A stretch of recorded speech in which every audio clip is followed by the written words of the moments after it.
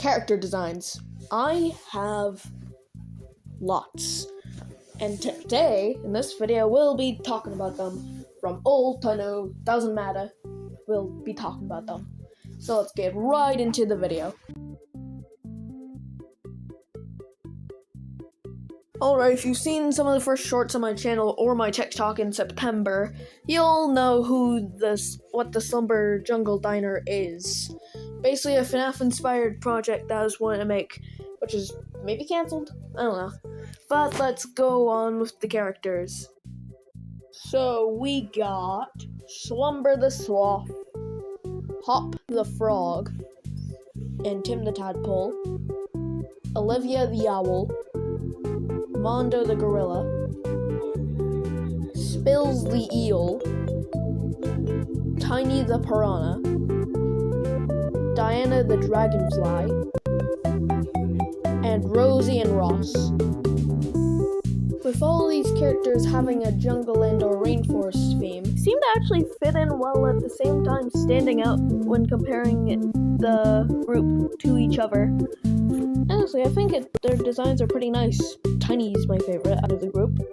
But for some information about the location, it was initially a 2-level building of an area for each character, which may get scrapped. And for the short, there are some voices at the end.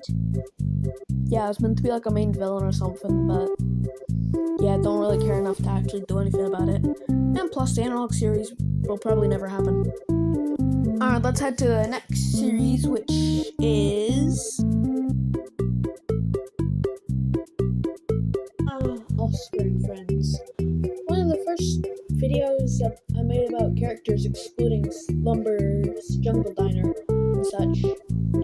So, who are these characters? If you've not seen the video I've posted on Oscar and Friends introducing the characters, I'll do it right now, better than ever. Oscar the Ox, the hot-headed main leader of Oscar and Friends. Despite his temper, he is a kind-hearted, muscular ox.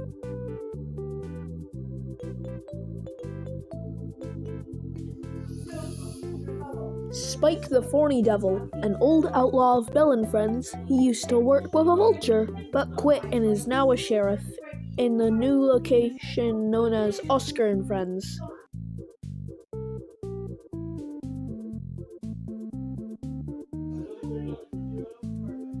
Samuel the Snake.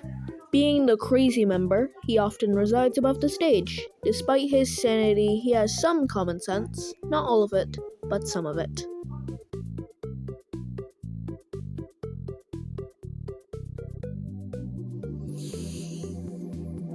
Dee Dee the Diplocolus. She loves to help her friends with art projects and various crafts. Once the customer's meal is finished, they draw on a piece of paper. Just before closing, she takes them and puts the top 20 pieces of fan art into the hallways.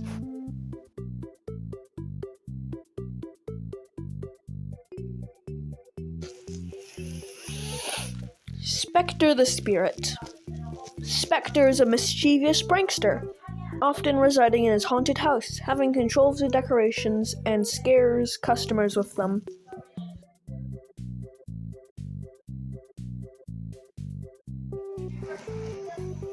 Austin the Ostrich, a rejected character who would help with sleep for customers and his friends.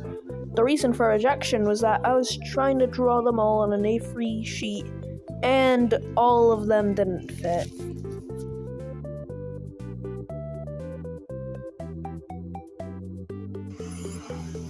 Julie the Jellyfish, the vibrant, kind jellyfish. Despite her personality, she can be dim-witted at times. She plays hide-and-seek within the daycare with the children there.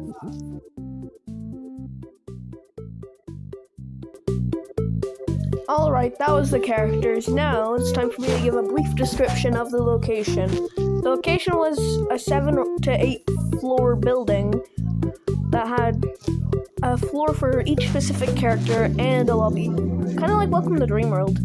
But that's kind of why I scrapped it. I thought it'd be too similar to Welcome to Dreamworld.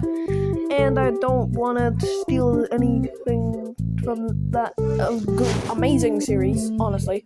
Oh yeah, and Belle and Friends was like a series I was gonna, no, not a series, but like a scratch fan game I was gonna make, but I gave up on it because it was too buggy. The actual game was called 1 Week with Belle and Pals, which I'm pretty sure does have some emojis in my Discord server, link in the description by the way. But the next group of characters we'll be talking about is Cassie and Friends Carnival. Series I actually haven't showed you yet. Well, it was meant to be like a horror game, which is probably not happening, but, well, I don't really have much to talk about, so here are the characters. Your tour guide. Howdy, my name is Solar, and I'm your tour guide. Today we will show you all the slides. Is our lucky day. The first few slides will involve the characters, while some slides later on may involve the locations, so I hope you enjoy the tour. Cassie Pillar. The leader of the group, Cassie keeps an eye on everybody and her friends. She is very athletically movement-based and often crawls around the walls and ceilings. Also cares greatly about her friends, Mismatch and Dr. Play. Most people look up to her. Literally, she's very tall. Kelly is such a sweetheart, but can often be quite stressed sometimes, so don't disturb her after shows. Dr. Play, the skittish but sometimes smart friend of Callie. Dr. Play can be easily frightened, but his body seems to be a liquid-looking cloak with a mask.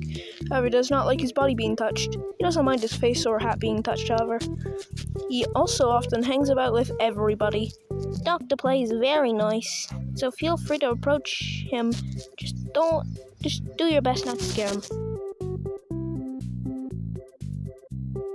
Mismatch, the, at times, sarcastic friend of Callie's. Mismatch usually sneaks around, taking himself apart to do that. Don't worry though, he's fine. He can take himself apart and put himself back together however he wants, but doesn't like being touched when apart. He also enjoys the company of Dr. Play and is rarely mean to him. Mismatch can be mean, but I feel like there's a caring soul in there, so I'm not mean to him much.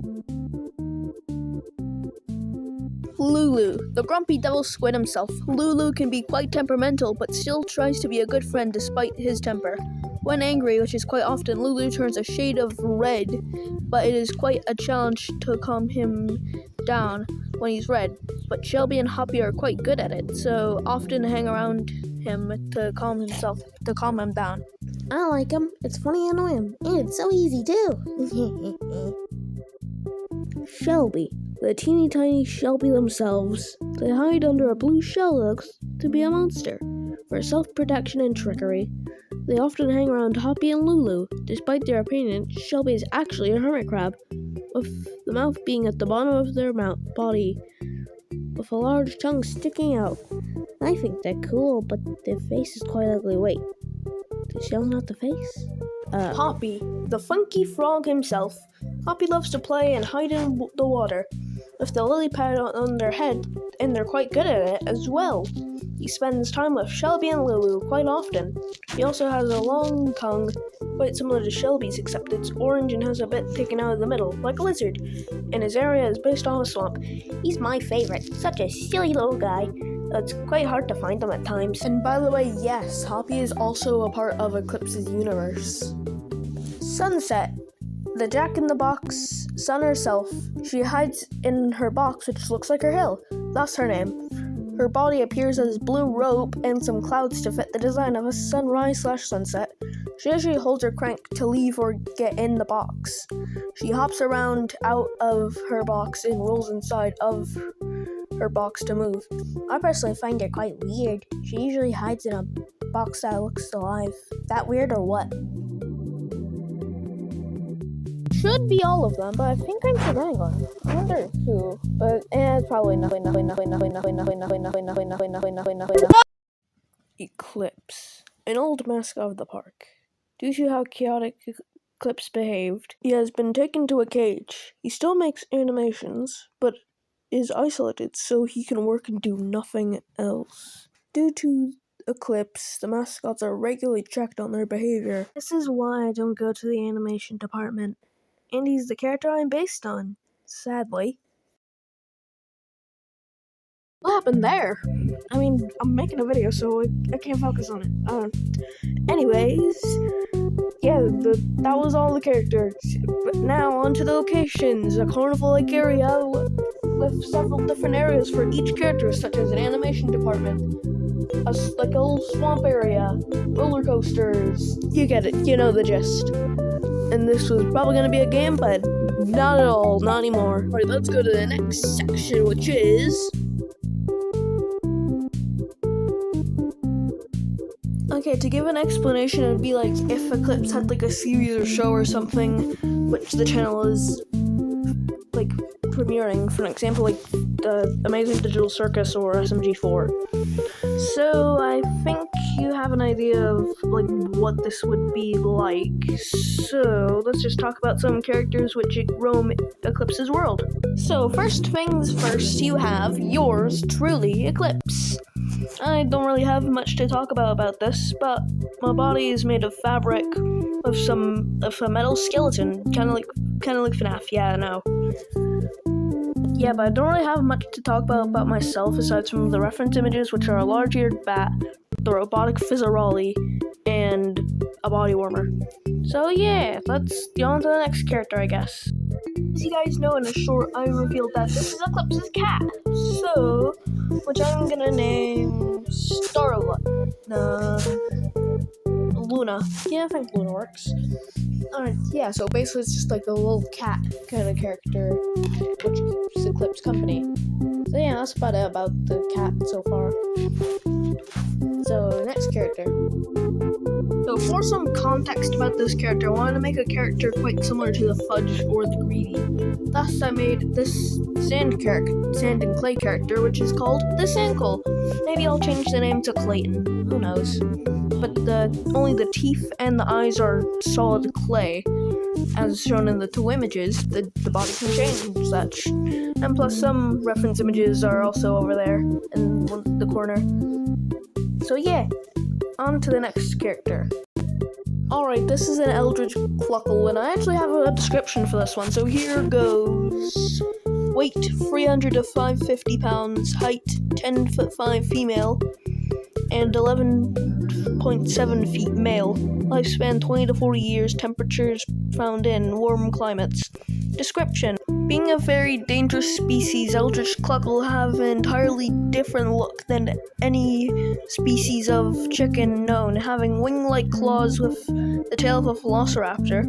If a cluckle lays an egg during hunting, it will return to its nest. If one is raised by a man at birth, they will be loyal to the man. If you find one that hasn't seen you, sneak away carefully. If it notices you, run and hide. It will eventually give up if it can't find anything, and do not get to a place where you can be cornered. Starlight Incorporated Plants and Species Research. It's a predatorial eldritch chicken. Yeah, that's all I have to say really. On to the next character, which will be, probably last but not least with a proper explanation, is Eclipse. Basically a fake version of Eclipse, as you can see in the reference images. Yeah, rather than like the goopy biological thing, it's just basically just something in a costume, rather than like, you know, some actual biological thing which is meant to look like Eclipse. I thought it would be a bit different, and honestly, I hope I am. And oh wait, I missed a part of the design. I missed a bit of the coloring. You gotta be kidding me. But so maybe I can fix that. Who knows? But yeah, I think that's about it for this character. So on to the next one, aka just a bunch of no explanation, just showing some designs. So yeah. And now it's time to show some of the explanation-less designs, which are either not finished or I have no idea what to talk about with them. So here goes.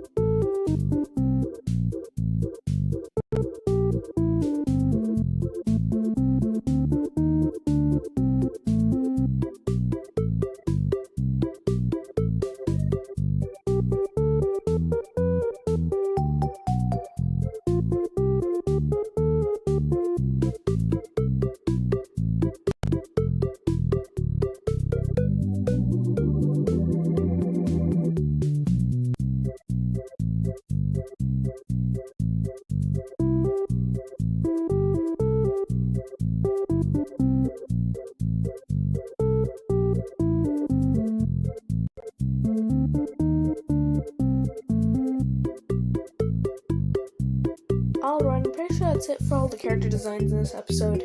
Maybe I'll make a part 2 if I somehow have more, but that'll probably not happen.